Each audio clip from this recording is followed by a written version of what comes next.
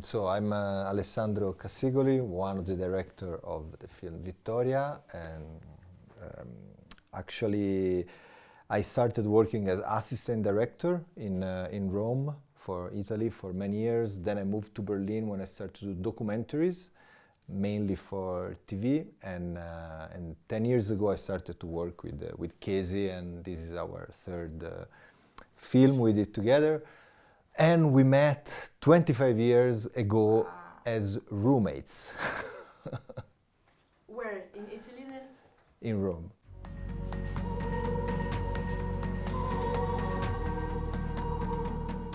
Again, hi, I'm Casey Kauffman, the other director of VITTORIA. And yeah, when we met way back in Rome 20 years ago, more than 20 years ago, you know, Alessandro was getting into documentary film, and I wanted to be a journalist, okay? So I was also filming all the time, and then I ended up moving to the Middle East, okay? And I started to doing more like documentary and reportage, but more in journalism, okay? And going to many places, very awful, tough places as well. And then at a certain point, the thing is that the thing that kept us in contact all these years was filming people, because Alessandro by then was living in Berlin, right, making documentaries, and I was also filming people in the Middle East, but we were always in contact the whole time, basically talking about how best to tell somebody's story, simple as that, even using different forms. And then at a certain point, we both got a little bit tired, actually, of the form, of the realism and the restrictions that go along, especially me with journalism, it has more restrictions, right? But even with doing documentary film. So when we finally moved back to Italy, we decided to start using more of the tools of cinema to essentially do the same thing, which is tell people's stories. Yeah.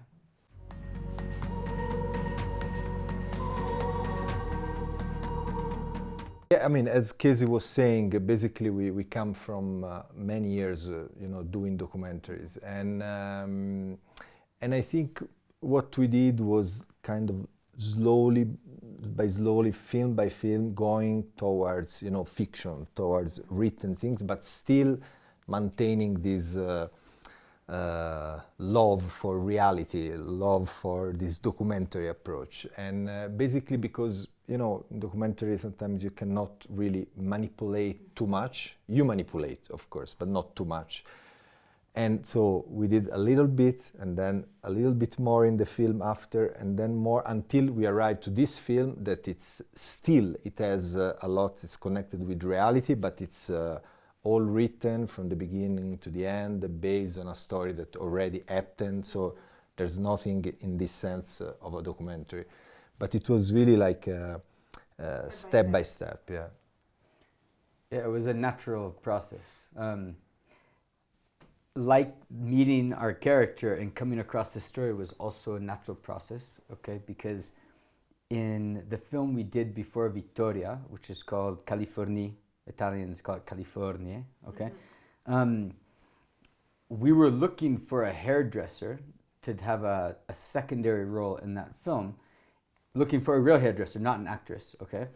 And the protagonist said, why don't you come meet my real hairdresser, right? So we went to meet her, and this was Marilena Amato, right? Who's Jasmine in Vittoria, right? So so we filmed with her, and she had a secondary role, but it was not an easy role, and she was very good. You know, we liked her immediately. We thought she was strong, but also she could get the ambiguities. She was good, right? And so then when we got to know her more and more, like always happens, when you work with somebody, you get to know somebody. We got to know her personal life, her situation, her family, and of course, we saw her adopted daughter, right? She was part of the family, and we got to know her too. And so we started asking questions. And finally, the time came where she just, it was a lunch break during the filming of the previous film. She told us the whole story from start to finish. And we felt like, you know, sometimes you have an emotional reaction, but we also felt the emotion still alive in her, very strong. So we looked at each other, and it was just one of those moments, you know, they talk about the aha moment, you know. It's difficult to have an aha moment in life, but we both had it at the same time, the aha. So we said, okay, we should, maybe there's something here. Maybe we should start to explore this as our next film.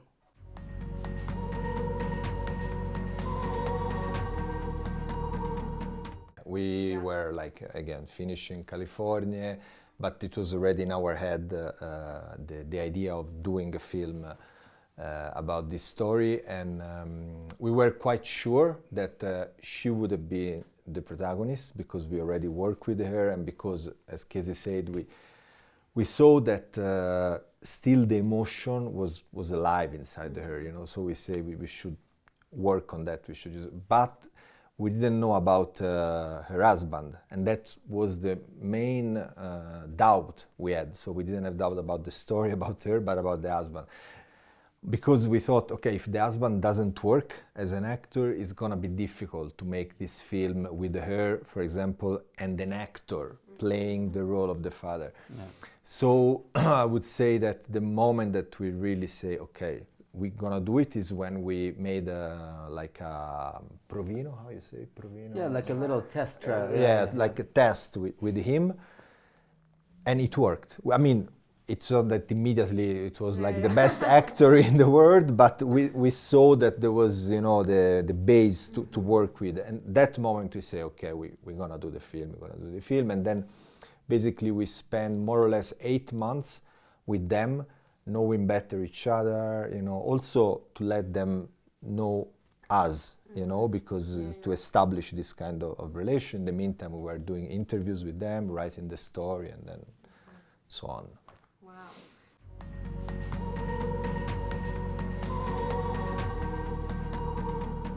The process was basically like this. In all those months of getting to know them on a personal level, and they could also know us, we were also doing formal interviews with them, right? Recorded interviews so we could get exactly their stories. Then we wrote a script, a full screenplay, incomplete. And what happened is that before we'd go down for the shooting periods, okay, we shot this film in different chunks, not the typical like 5 weeks in a row or 6 weeks in a row like that, but in different chunks. So Alessandro and I, we would go down maybe with one other person, and we would start to work with them on the scenes that we had written. There were scenes that were based on their own experience, but there were still scenes, right, that had a beginning, a middle, and an end, you know? And so we would do rehearsals with them, and that's where we basically always found something that worked together, okay? So it wasn't like, oh, we're working with an actor, we do rehearsals, and we kept on saying, no, do it like this or do it like that. Like we were just directing them the whole time until they got our vision. It wasn't like that. Because it was their story, and because they had lived the experience, and because they're not actors, if during a rehearsal something didn't make sense to them in general, or wasn't exactly how they remembered it, we would adapt and we would change, okay? So something pretty radical happened. So there's the screenplay, the rehearsals, and then the shooting. So between those rehearsals and the shooting, the screenplay actually changed a lot, you know? We would just stay up late at night after the rehearsals and change things based on the rehearsals and what we saw. So yeah, so they were directed completely. Okay.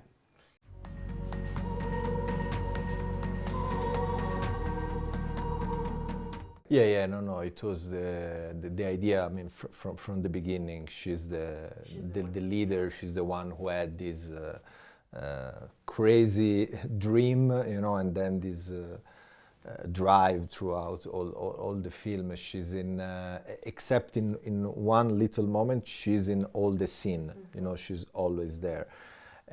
So it was, you know, it was we choose this on purpose, and it's actually. It's kind of one thing that we also did in the other two films, like really staying, you know, with the camera very close, handheld, let her give the protagonist the freedom to move, but still being with her, you know, very close.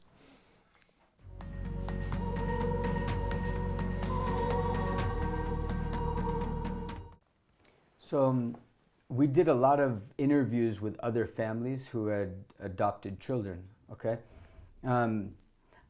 I mean, sometimes when you do a project, when you want to do something representative, you know, of a whole world, maybe you would interview 50 couples who had adopted. This was not our case because we really wanted to keep the story pretty specific to their own individual story. And we knew their story, we had their story. But of course, just as other reference points, we did, you know, formal interviews and got to know other families who adopted children, maybe 6 or 7 other couples, right, who had adopted, because it helped us just in terms of reference points. And, you know, in the screenplay, there are also some other ideas in there that don't come exactly from their story. And some of these came from the stories that we heard from the other couples. So, yeah, those interviews were important, but it wasn't like we were trying to, you know, do a film that could represent, you know, the whole adoption world, because it would have been impossible anyway.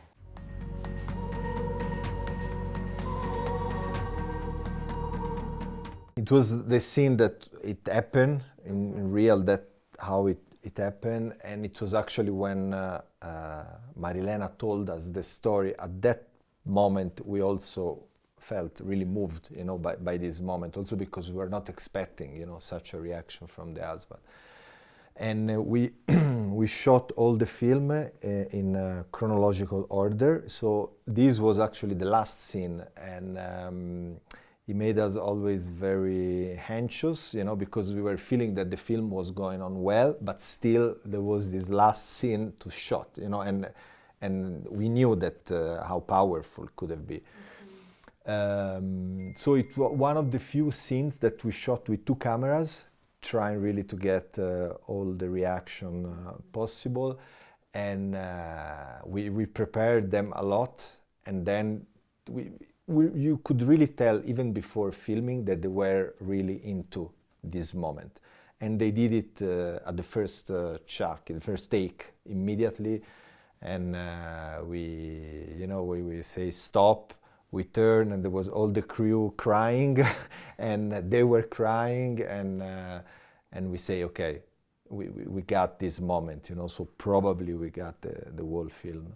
So the wrap-up of the set was so emotional, like the last scene, and like. It's true, yeah, yeah.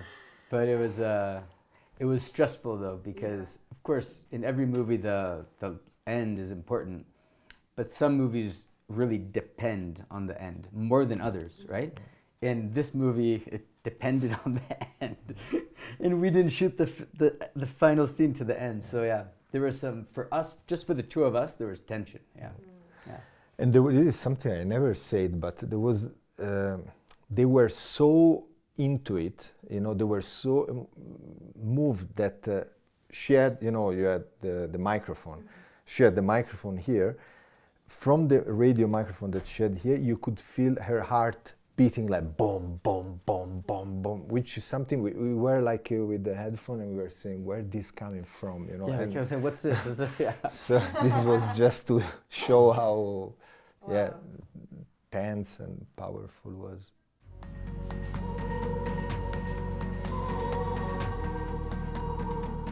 For me, for both of us, one of the biggest surprises was the scenes that we filmed with them when there was some tension and conflict in the scenes. So from the beginning, Alessandro and I, we always felt like if we could successfully bring them back to the time when this story happened, and they could, you know, relive that level of emotion, that would be good, and that would be enough, let's say, and you know, it would be a successful scene, let's say.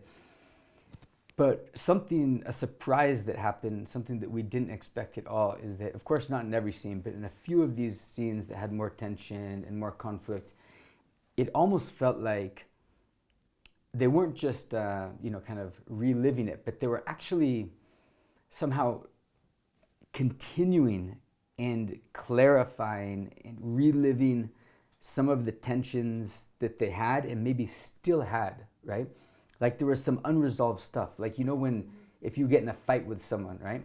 You get in a fight, maybe you agree, you make up, but maybe there's something left over in your mind. You think like, oh, I wish I would have said that, or I wish I would have said that. And it kind of goes away with time. But there, with the camera, right, and with the mise en scène in this space, right, that was now available, it seems like they were really bringing up some old issues and clarifying in certain ways. So, I mean, Ali always tells the story, like with one of the scenes where they're fighting in the bedroom, we looked at each other and said, wow, like they're really fighting for sure. And we even said, stop, like, you know, that's enough. And they kept on fighting, you know, even after we said, you know, stop the camera. They kept on fighting and fighting. And for me, that was it was a surprise, but it was also something that stayed with us as something very rewarding, because it's something unexpected, but something that happens when you work with people who are not actors, right? Who are really reliving a real experience. So there's many, many difficulties in logistics, and we went through a lot, you know, making this film without using actors, but you feel that every once in a while, it's worth it in these moments. Yeah. Yeah, that's why we work together, because we think at the same time. So that was my answer, number one.